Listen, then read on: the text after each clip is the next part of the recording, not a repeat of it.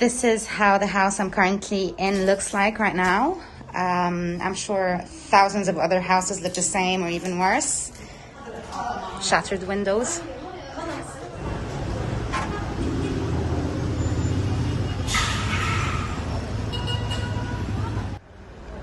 This is our neighbor's house. Every house in this building has been severely damaged. Hi. يعطيك العافية. Hello.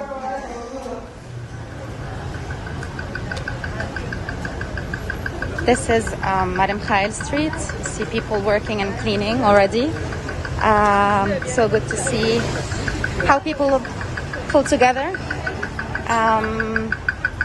This used to be a phone shop. I got my phone cover from here last week. And Anidea is a pub that recently opened. I'm not sure they can reopen.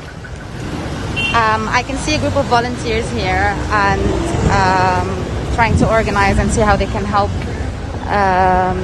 residents here to clean up the streets and collect their belongings to find a shelter. I think that everyone is feeling a sense of responsibility towards the city. It's our capital.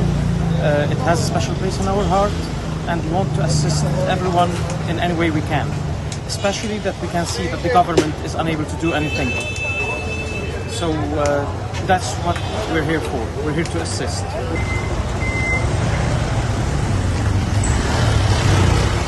This used to be a sushi place, and we're not allowed to go in there as some buildings might just collapse at any moment.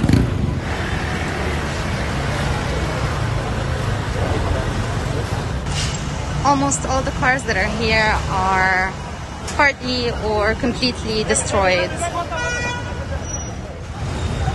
So not only old buildings were damaged, but also new ones.